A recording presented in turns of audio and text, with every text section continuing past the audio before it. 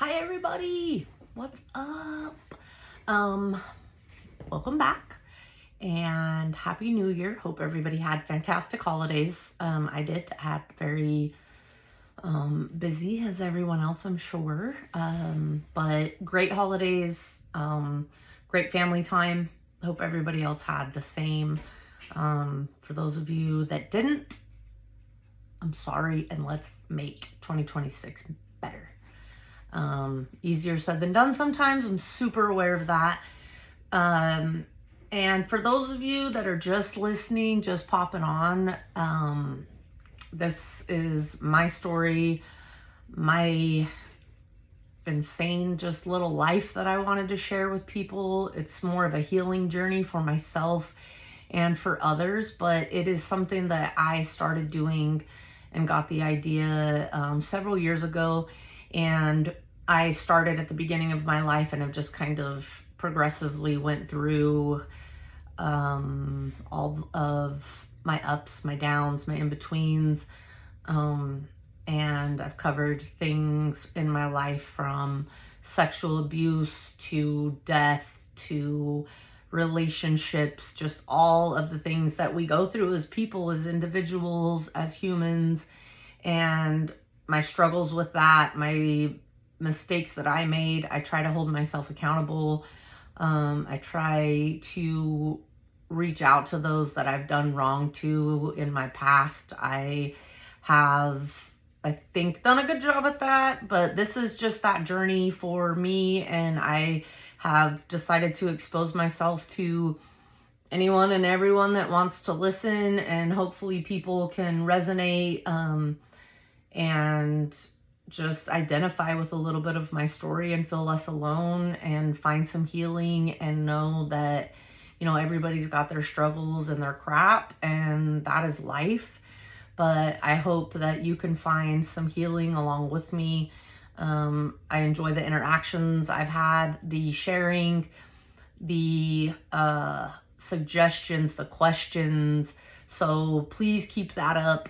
Please continue to come along. I plan on, if you have been in this with me so far, you understand the roles that my brothers have played, and those roles aren't done yet. But my goal is to finish the story out. It should only be a few more episodes of me talking, really, because, you know, as life gets better, those stories are easier to tell. There's a lot less BS. So I'm able to sort through that. So I plan on wrapping up my season and my story with my brothers. So I'm hoping to get Audie on here. I'm hoping to get Justin on here and just kind of go through my podcast with them and just our lives together, and let you guys hear things that maybe I missed or maybe didn't get right, or I didn't have the details all the way down, or there was another whole aspect of the story that I missed that they can complete. And so that's my plan. And Audie recently has retired from his job, which is amazing, and I'm insanely proud of him. He has just, I don't know, exceeded any expectations I ever could have had for him at this point in his life. He's done amazing, has a beautiful family, and I'm hoping I can get him on here and get him to open up a little bit more. I think I could do it. I think I can do it. So that's my goal, is to get my brothers on here, close this thing out after I finish my story. So with that being said, let's jump into where I left off. So last episode, I talked to you guys about mostly relationship stuff. I had moved to New Mexico, was dating Priscilla. We got engaged, and just young and dumb, I guess is what I could say about that. We had a lot of love between us, but it was so unhealthy at the end. It should have been called way before it was. So let's get back into that. So I started off the last one, and I told you guys about how I was robbed at gunpoint, so that kind of was crazy. Glad that's out of the way. So I think most of my traumatic things are out of the way now. But so I had talked about a friend of mine when I came back home to California from New Mexico that I had started hanging out with, and it was a new friend. Didn't grow up, go to school with this person. And my goal here is not to blast people or names, but it's to be honest. And that's just what I do, and it's how I roll. So if I hurt people's feelings, I'm sorry, but this is just my life, it's at no point my goal to make anyone feel any certain way, but I have to tell my story the way it happened to me, and because of me and for me. So Priscilla and I had split up. I'm dating Tonya now. Tonya comes into my life like this just rainbow, pardon the homosexual jargon. But she came into my life at a point where I had been chaotically just going down this path with Priscilla, and me and Priscilla putting each other through this insane cycle of mental and verbal and emotional abuse.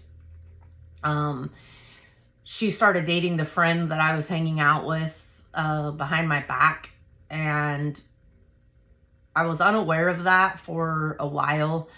And I was just in Tonya's life. Tonya was in my life. We were happier than I had ever been, and the clearest I had ever been on anything. And then Priscilla kind of comes creeping back in.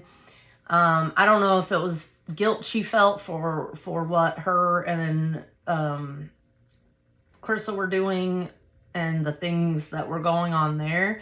But I let her in, and I completely destroyed Tonya's faith in me, Tonya's trust in me.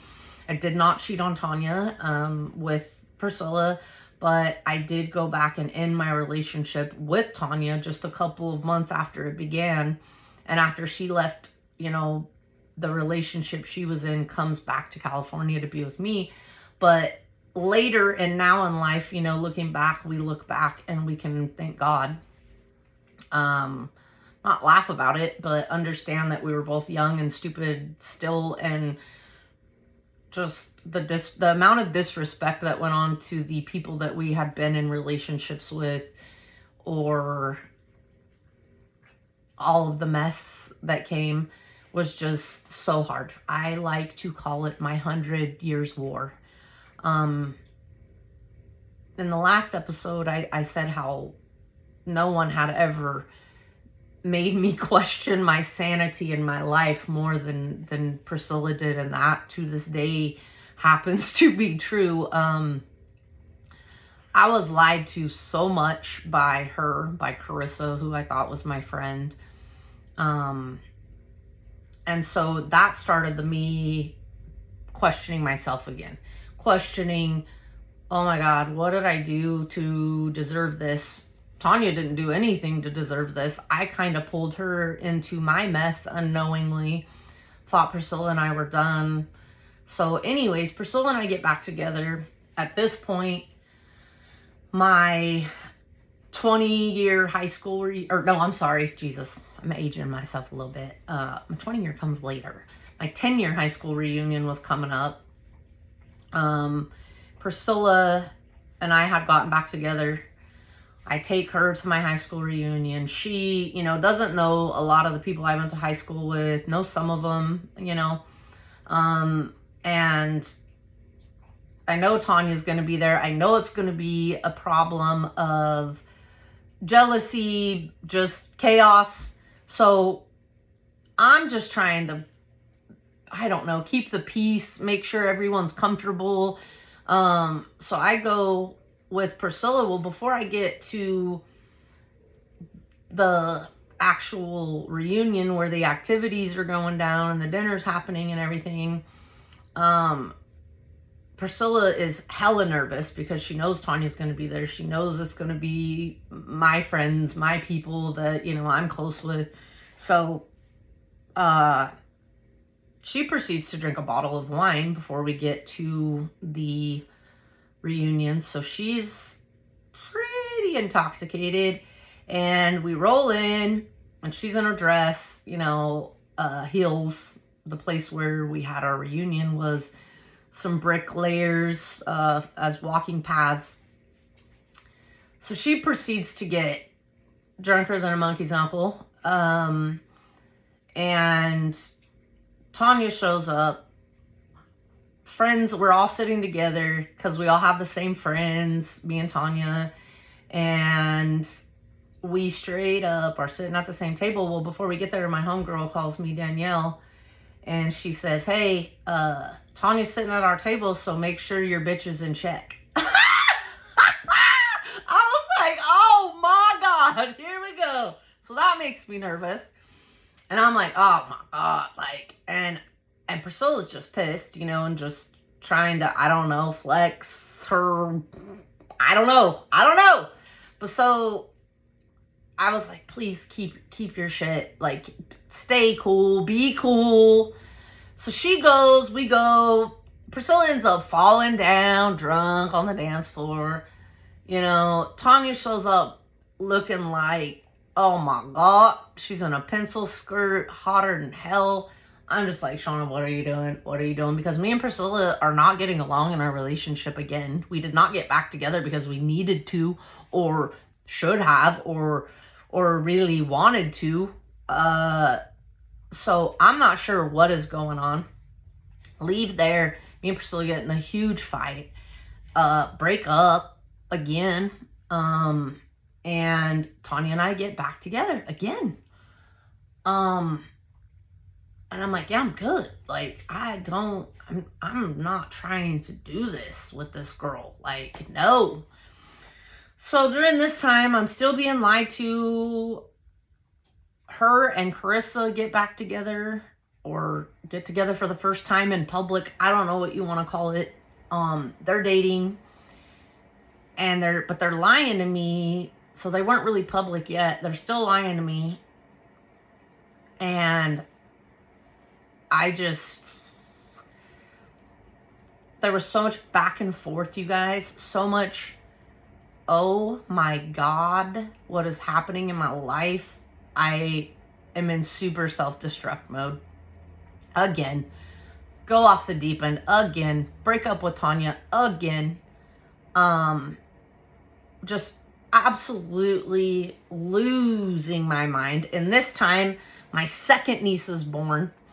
So Allie enters the world. I'm on cloud nine. Love having the nieces. Trying to spend time with family. I'm in school still. Things are just crazy in my personal life, but still working, still going to school.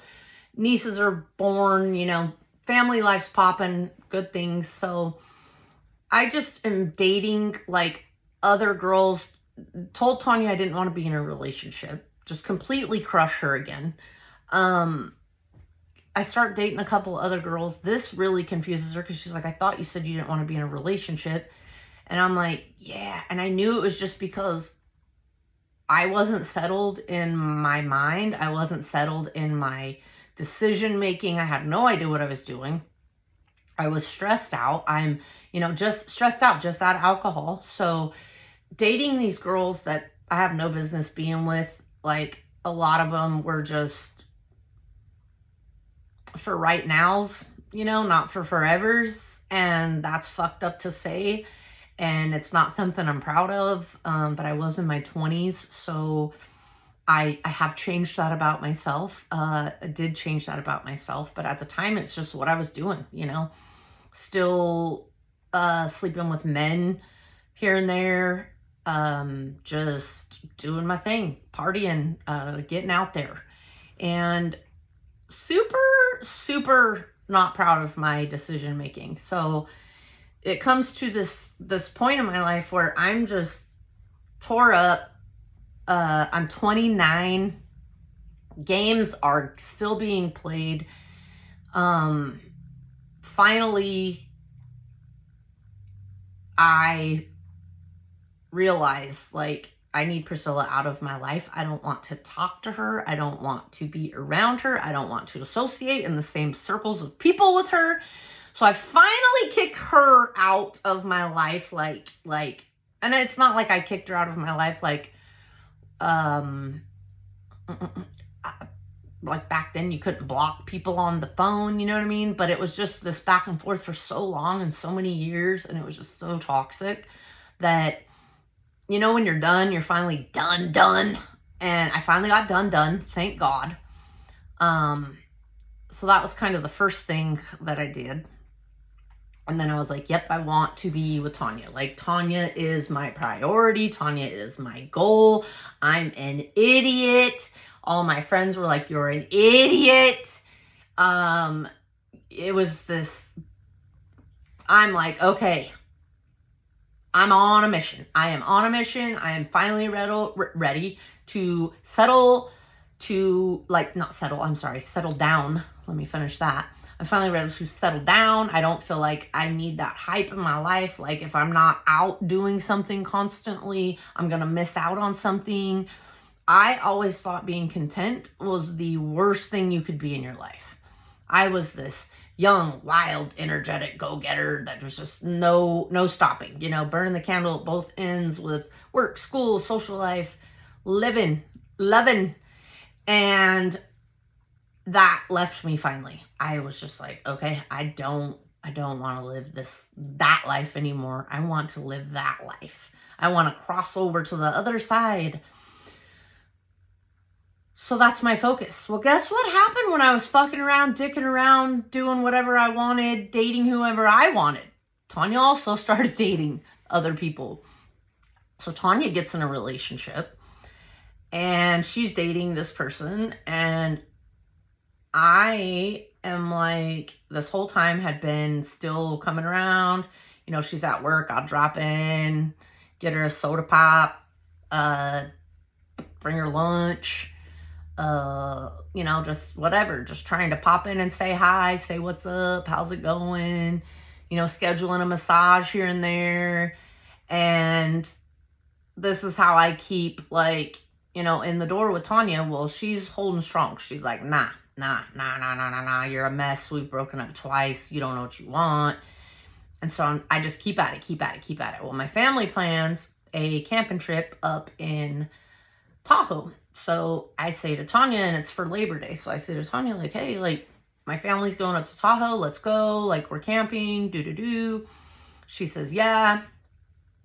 So I'm like, yes, like, this is it. This is going to be me showing her that I'm serious, and we're going to be able to reconnect on this trip, and we're going to have a blast, and the rest is going to be history, right? Nah. So she agrees to go with me. Well, then, like, 4 days before it's time to leave, she's like, hey, blah, blah, blah. I'm like, you want to go out to dinner? She says, yeah. So I go pick her up. We go eat. We go driving around, because that's what we did back then. And I'll never forget, we drive out to Gardnerfield Road. Half people. And we're sitting in the back of my truck. I'm sitting on the wheel well of, you know, inside the back of the truck. She's sitting on the other one.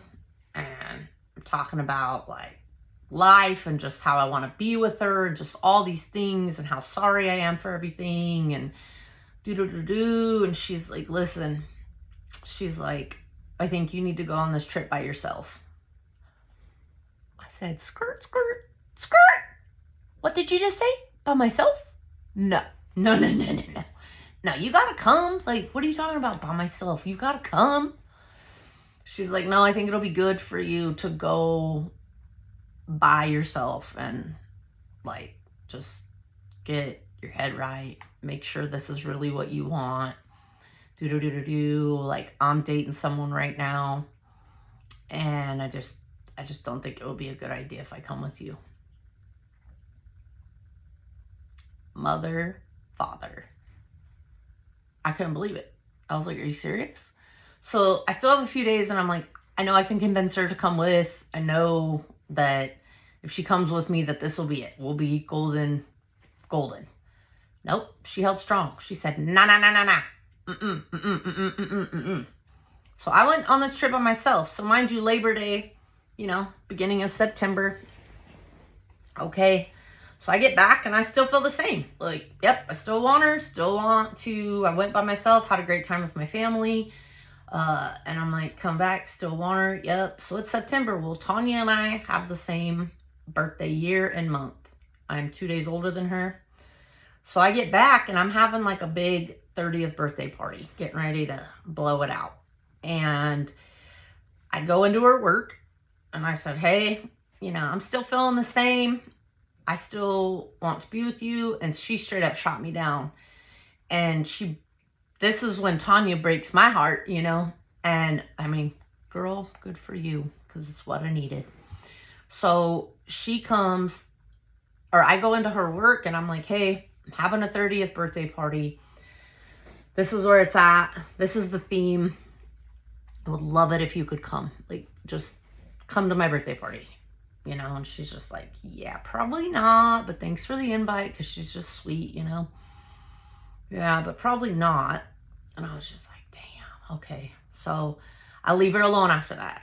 And then my 30th birthday party rolls around.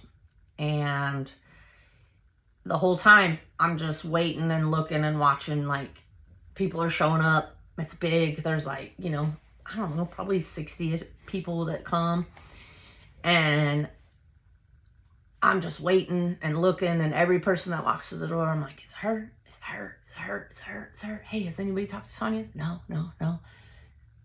And so, like, finally, maybe an hour and a half goes by, and I realize she ain't coming. So I said, all right, she's done with me. Like, she's done. So what happens? I just do what I do. I start that self spiral. So this is in 2010 and September. So that night, what do? I leave with a different girl. Didn't mean to. Wasn't planned. Would have liked to have left with Tonya. But she didn't come. So what did I do? Left with a different girl. Never gonna learn. Shana, you're never gonna learn. So, me and this other girl, whatever, we start hanging out for a minute. We ain't trying to date. We're just hanging out. Hooking up. Whatever you want to call it. So, I'm just burnt, right? So then I get a call, right, from a cousin of mine who lives in Oklahoma. And I'm already just down that rabbit hole of mental self-destruction again. So then I get a call from my cousin in Oklahoma, and she says, hey, Grandpa's really sick and it's not looking good. Yo!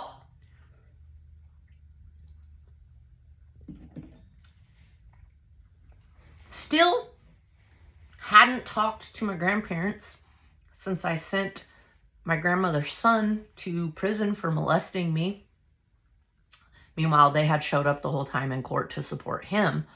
Well, my grandpa, he wasn't my biological grandpa, but he was with my grandmother since my mom was a teenager, right? So he was there when I was born. I was born 2 days after his 50th birthday. I was the only girl in the family at that time. The baby, he absolutely loved me. We had a great relationship. He was my grandpa. He was biological, didn't matter. Like, he was there from the day I can remember. The day I was born, he was there, just literally my dude. All the summer adventures, all of the traveling, this man gave me so much, inspired me to do better than I've ever done, challenged me,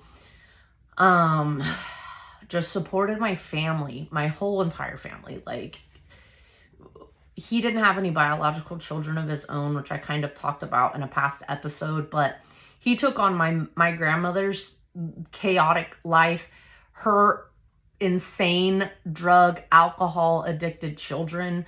My older uncle, my Uncle Bob, had been in Vietnam. He came back from Vietnam, just completely a different man from what everyone said. I obviously didn't know him prior to that, to him going, but my mom and him were super close throughout their life, and offs and ons, you know, different ebbs and flows of life that come. But, you know, he came back a completely different person and had 3 children of his own that my grandparents helped raise, you know, at different times when my aunt and uncle were off their rockers because of drugs and alcohol. And then my mom's second child, you know, she had myself and Audie biologically, and then Justin comes into the fold, and my grandparents bailed us out of situations, gave us a home to live in more than once, came and picked us up from Sacramento, drove us down to Kern County, and helped us rebuild our life way more than once. And I can't even imagine the things that I don't even know about that happened throughout my life that they bailed us out on. But this man just completely never left my grandma, never said your kids are too much, never said this, that, or anything indifferent. So when we stopped talking, and, you know, and I told my grandparents I can't be in their life if they're going to have Toby in their life. And my grandmother said, you can't make me choose between you and my child. And I said, well, here's the choice. And she made it. And so, you know, my grandpa apologized to me, and he said, I'm sorry. She's my wife, and I have to support her. And that fucking crushed me. And, you know, this was back in 2000, and I think 1 or 2 that conversation happened. So, you know, I didn't talk to my grandparents for a couple of years back then. And then my mother passed away in February of 2004. And so I let them come say goodbye to her. And that was just like, wow, here they were. But then once my mom died and we had the funeral, I said, off you go again. I don't want you in my life. And then I found out my grandmother knew that, this little recap, found out my grandmother knew that her son had been a child molester his whole life and had molested other cousins of mine. You know, it just kind of revalidated and reiterated the reason I didn't want her in my life, and they were a package deal. So I lost him in that. And I didn't have a lot of anger towards him. And as I've gotten older, I can't say that I understand his reasoning, but I'm more open to the way that he made his decision. And I guess that's the easiest way I can describe it. But anyways, so fast forward to September of 2010. And I am talking with my cousin. She's like, you know, it's not good and whatever. So I'm like, shit. So I have my little internal struggle. And I'm like, okay. I talk to Audie. I'm like, what are we doing? So Justin's already out in Arizona with some of my cousins. So I hit up my friend Wendy, and I'm like, hey, bro, my grandpa's dying. I got to go to Arizona and see him. You want to go on a road trip? So she's like, yeah, why not? So we leave. We go to Arizona. And we get there, and I had never been to their property in Arizona, you guys. When I was a kid, they owned property in Maricopa. They had 3 different houses out there, and all of them were kind of similar. Like, we used to call my grandpa the White Sanford and Son. Excuse me. He was a junk collector, so just tools and vehicles, and he'd buy all this crap and wouldn't do anything with it. Swore he wouldn't. So all of his properties kind of had the same theme. So we get to Arizona, and I'm like, these motherfuckers moved from Maricopa to Arizona, and basically they live in Maricopa again. What? Scenic things, the same. It's all desert, junk everywhere, whatever. They're living there a majority of the time. And whatever. So I get to my grandmother, her sister are there, my Uncle Max, Aunt Billy, they're there. So I go to the hospital. My grandpa's in the hospital, and like I walk in, and it's the first time I have seen him in like 6.5 years. He's very, I mean, he was shorter than me anyways, but he was always like had a belly, you know, kind of little plump guy, but never a sickly man. Like my whole life, always got up and worked. His work ethic, and just, even though it didn't seem like he would accomplish much, he was a great man that taught me a lot, and helped me get my moral compass intact, and just great dude.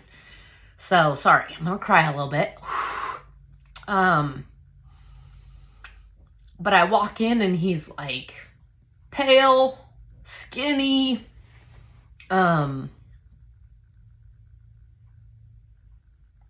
just not the man I recognized, you know, old. He was getting ready to turn 80 years old. So anyways, we get to sit there and talk, and my grandma actually left us alone, which surprised me because she's super selfish and just a very nosy twat, to be honest. And she was always kind of weirdly jealous of me and my grandpa's relationship because he catered to me and kind of spoiled me. And I think that for her own selfish reasons or whatever, I mean, I could be completely off, but it seemed like maybe she wanted all that attention herself.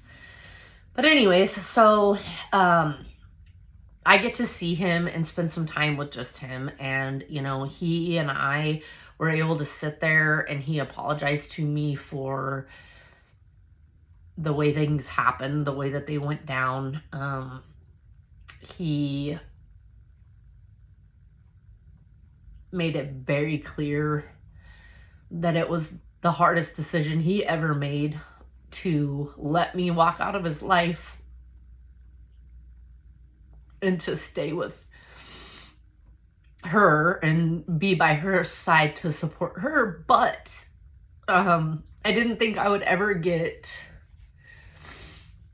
closure. I didn't think that I would ever have peace. I didn't think that was an option in my life, because I had never had that. I had never experienced like wanting to forgive someone or having the capacity to forgive someone. And honestly, I wasn't interested, you know. But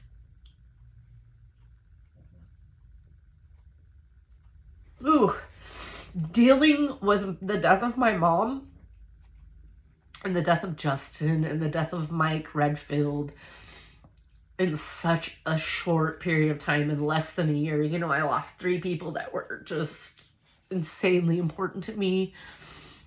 And 2, my dog is concerned about me crying right now. Anyways, so to lose that many people in such a short amount of time, like my grandpa was the next person that I lost that really was like, oh shit. So I, you know, had the most amazing visit with him. I was able to express things I needed to say without worrying about having my grandmother in the background, just dampening me. And that is what I needed. And, you know, he ended up living for like another week, and he wasn't supposed to. And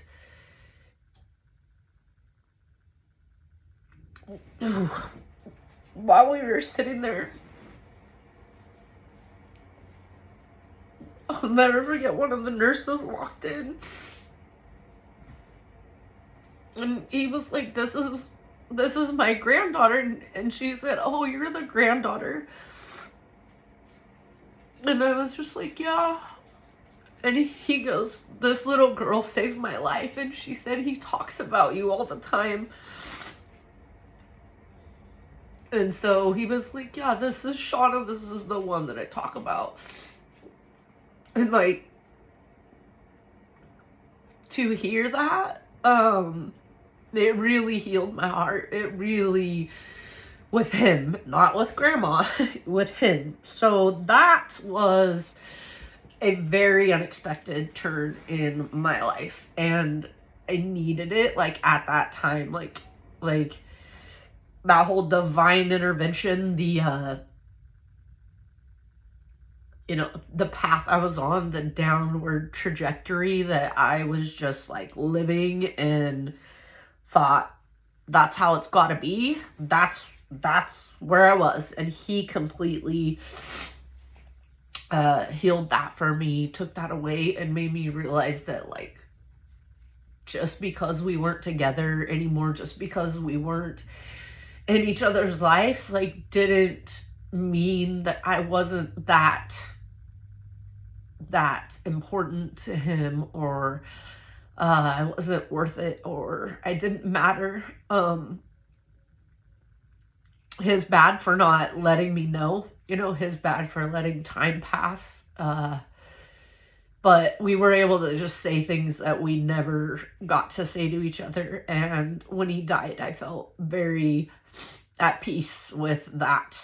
And thank God, because he was one of the most important men in my life, you know, and one of the most influential men in my life. So that was a doozy, you guys. And so while we're there, let me just talk about how Anne pissed me off again.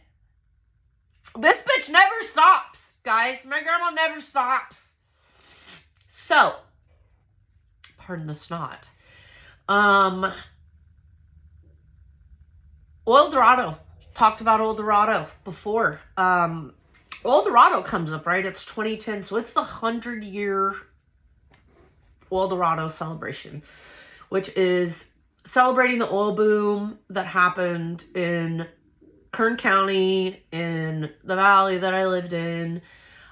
Huge thing, every 5-year celebration. So this is the 100-year one, so they're blowing it out. They're banging it out in Taft. Taft is popping.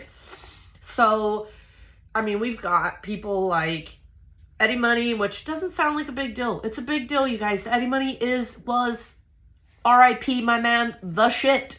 So we've got all these different bands coming. I mean, there's hot air balloon rides, there's carnivals, there's dirt bike races, there's all these things going on for Taft in these 10-day period, you know. So our town is just abuzz. We are stoked on life, everyone. I'm 30, I'm happy, I'm single, I'm whatever. So while I'm at my grandparents' house in Arizona, my grandpa used to dress in like Western shirts, boots, you know, decked out, had all these little whatevers. So they knew very well what Oil Dorado was. So I asked my grandpa, I said, hey, you know, Oil Dorado's coming up. Would you mind if I took like some of your shirts and maybe boots or whatever? And he's like, take whatever you want. I'm never going to wear it again. And my grandma's sitting right there while my grandpa says all this shit to me, right? So he says, yeah, like, all my nice dress shirts are out in one of the motorhomes in the closet. Like, just whatever you want. Like, take whatever you want. I'm never going to wear it again. So I'm like, okay. So I'm there for like 3 days maybe in Arizona. So anyways, after this conversation happens, go back to my grandparents' house. And my friend Wendy and I are looking. So, like, we find a couple shirts. Like, I find like 3 or 4 shirts I wanted. And I found 2 pairs of boots that I wanted. And then I found, so Oil Dorado, everybody dresses up as like cowboys and does that type of thing, you know, and whatnot. So I'm like, hey, boom, like, yep, cool, I can have it. Well, I found this gun belt, and it holds 2 pistols. And I was like, this would be fun to get, like, cap guns, wear the belt, you know, because just dress the part, play the part, have a good time at Oil Dorado. So I asked my grandma, I was like, hey, I want to take this too. And she was like, oh, no, That's Grandpa's. And I was like, well, I know it's Grandpa's, but he said I can have whatever I want. And she's like, well, there's guns that go with it. And I said, well, I don't want the guns. Like, I just want the belt. And she was like, and we're sitting on our front porch, and her front porch is screened in. And it's me, my brother, one of my cousins, my friend Wendy, and my grandma. And like, she has chairs and shit on her porch and whatnot. So we're all sitting out there. You guys. So she's like, no, you can't have it. There's the guns that go in it. And I said, well, I don't want the guns, you know. And I reiterate that to her. And she's like, no, you can't have it. And I said, Grandpa said I could have whatever I want. I'm like, what are you going to do with it? Like, and she goes, well, I'm going to sell it with the guns that go in it. I said, okay, well, let me buy it. Sell the guns separately, and I'll buy this fucking gun belt from you if that's what you want. So I'm getting pissed. I'm raising my voice. The heat's coming. And I'm just like, what? So you're just going to sell it? And she was just like, you're not having it. And she fucking stands up. Woo! Let's go, Ann. I've been waiting to bust your fucking ass my whole life. So she stands up and is like, you're not taking it. And I stand up and I'm like, the fuck I'm not. I said, he said I can have whatever I want. So I sure as fuck am taking it. And she's like, no, you're not. And I said, so you're going to sell it to some fucking stranger that didn't even know him? And you're not going to fucking let me buy it from you? You're going to sell it to someone that doesn't even know him when he already fucking said I could have whatever I want. I said, how much do you want for it? How much do you fucking want for it? And she literally steps to me and I fucking, you guys, we are touching. We are touching. And my brother jumps up, Justin, and says, whoop! And he separates us. And I was like, what the fuck, dude? So guess what happens? Next day, get up and leave fucking town. Don't take it. I don't take it because I let her fucking control the scenario again. Anyways, so go back to Taft. My grandpa passes away. So while we're there in Arizona, I'm like, they still have their properties in Maricopa. I'm like, my grandmother's illiterate, cannot read, cannot write. So I said, when you come back to California, against what I wanted to do, against what I felt like I should do. But I said, I knew she was going to need help. My grandpa covered everything my whole life for her. Paid the bills, made the money, fucking did everything that needed literacy to do. He completed those tasks for her. So I was like, I know she's going to need help. My aunt and uncle live in fucking Texas. They can't be here all the time. So I said, I will come help you. I will open your mail. I will do whatever you need. What are your plans with everything? Oh, blah, blah, blah. And I said, well, what are the plans for the service for Grandpa when he passes? Oh, he doesn't want a service. We're going to cremate him. Okay, well, can I get a tiny bit of his ashes when you cremate him? Just a little bit. I was going to put him in a vial. Yeah, because I'm that person. I would wear my grandpa around. I would do it if I fucking had to. If that's all I got, I'm going to do it. Okay. But I was like, can I just get a little bit of his ashes? She's like, yeah. So, okay, cool. So, go home, back to Taft. Eldorado happens. Eldorado, you guys, let's talk about it. Holy shit. Popping. Me and my friend Kaiser, we was just waking up. We was drinking tequila. We were taking shots of Patron to start our days sometimes. That was the drunkest I've ever been in my life for 10 consecutive days. I don't even know. Okay? So, meanwhile, get back home. A little tore up about the grandpa and the family situation that hadn't been in, 6 years-ish. Still with those emotions, whatever. Come back home, still hanging out with the chick I hang out with at my birthday, right? Hanging out with her. Hanging out with another girl that I was kind of messing around with and dating a little bit. And then, chilling. Things are good. Life is good. I'm partying. I'm in my grandpa's, Western gear. Got his boots on. Rocking the memory. And Well, I start messing around with this other girl during Eldorado. Shana, calm down. You are not a PIMP. What are you doing? So, I'm like, okay, what are you doing? What's going on here? I decided I'm ready to like start dating and be in a relationship and be serious, and Tonya doesn't want anything to do with me. So I'm like, all right, well, one of the girls I'm messing around with and hanging out with quite a bit younger than me. So I was like, you know what? You got to go date people your age and have a good time and like get in some relationships and get some experience under your belt and have fun. You're young, like hella young, go play. Like, and I don't mean hella young, like I should have fucking went to prison. So calm down, everyone. But, you know, I was like, okay, like, I can't be doing this. I got to get my shit together. Like, you're stressing yourself out at this point with your 99 million different dating scenarios you've got going on. So then the other girl that I went home with my birthday, it was never serious. Like, never. We never were like, oh, are we going to be together? Yeah, let's fucking have a relationship. So I was like, all right, off you go. We're better as friends. And then this new girl, I'm like, what? Newer. She's younger than me as well. Look, I'm starting to see a fucking pattern. So anyways, I wasn't in high school with her. She's a couple years, she was 4 years younger than me, I think.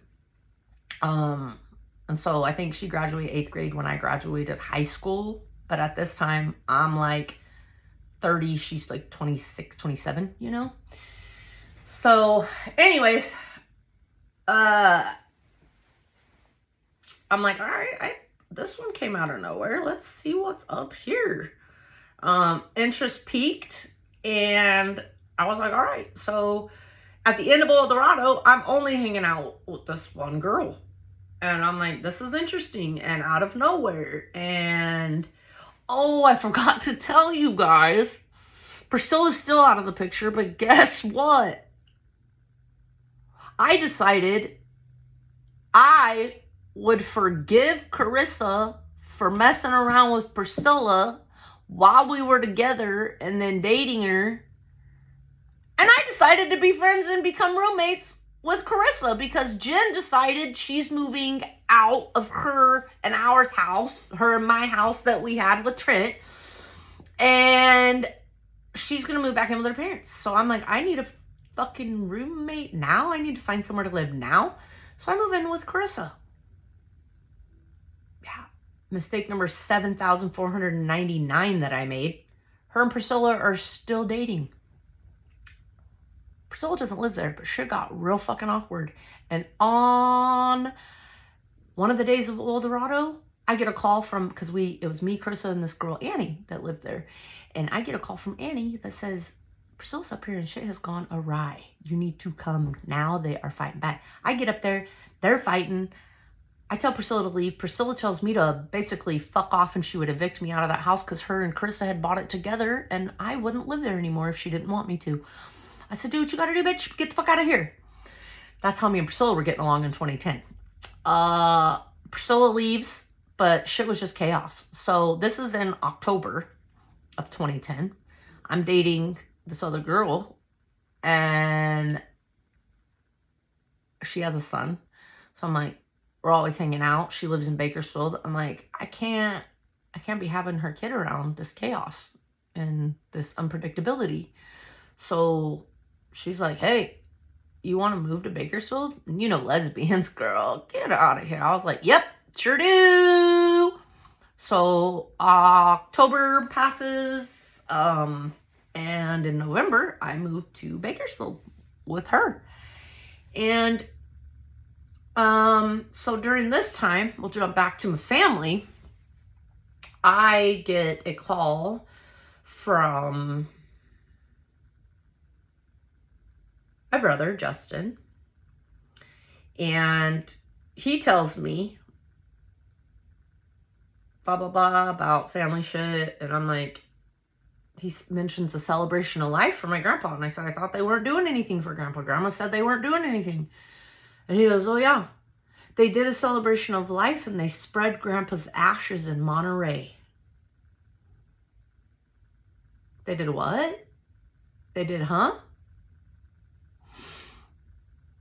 I said, they spread Grandpa's ashes in Monterey? And he said, yeah. And I said, are you fucking kidding me? And he's like, nope. And I was just like, I'm gonna fucking kill her. I'm going to fucking kill her. Like, when was this decided? No one wanted to fucking call Audie or I and invite Audie or I to fucking let us know that they were spreading Grandpa's ashes, because Audie also went to Arizona and said goodbye to our grandpa and had a good fucking little last interaction with him. So I'm irate at this point, and I call and I'm just like, any ashes for me? Nope. Of course not. Of course you didn't fucking save any ashes for me like I asked. Like, of course not. You evil fucking woman. So, didn't get any of my grandpa's ashes. That fool, gone. He's swimming with the motherfucking sea lions and shit. So that just, you guys, another nail in that bitch's coffin, driven by her own hand. I just was done by no more talking to grandma again. Stop trying to bridge that gap again. Stop trying to be the bigger person again. I was like, how many times do I gotta write this bitch off? How many mistakes does she gotta make before I realize she's just not a good person? I don't know what that says about me. Am I a glutton for punishment? Am I a fucking idiot? I don't know, guys. Tell me. Tell me in the comments. Let me know. Because I don't know. I don't understand it. So, I guess, I just, my family sucks, you guys. Like, not all of them. But the ones that were supposed to do good and be good, they sucked. Yeah, so out with Anne again. Grandpa John, R.I.P. I love you and I miss you. And this is a great time to stop here. Let you guys know that the next episode, I'll be jumping off into my new dating relationship and just a self journey of really cleaning up life, getting my shit together, trying to become more of a responsible adult financially and emotionally. And I'm really excited to talk about the next part of my life, because it's truly, just a continual kind of step up. Like, sure, I take steps backwards. Sure, I do some things I'm definitely not proud of. But in this next relationship, she really helped me grow up in ways that I didn't have previous in any relationship or in my life. She set examples for me. She was a mother. She is a mother. She was very financially responsible. She had an amazing job. She was inspirational in a way where I can credit her with teaching me some self-value and just what women are truly capable of. In male-dominated fields, she was inspirational in that way. And, obviously that relationship didn't work out, but I do have a lot of fond memories and a lot of gratefulness in my heart to Carolyn. And I hope that, she knows that. And I will jump off into that on the next episode. And that's all I got, guys. I appreciate all of you, and thank you so much for continuing to be a part of this and going along and listening.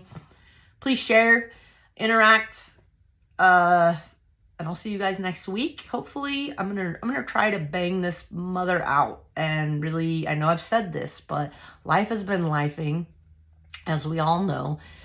I'm here though. This is the room where shit's gonna be happening from now on. I got a lot still to do, but I have big plans this year. I plan on going back to work. That's been taking up a lot of my current brain power and capacity, and just really getting life on track. So I hope to see the rest of you come along in 2026.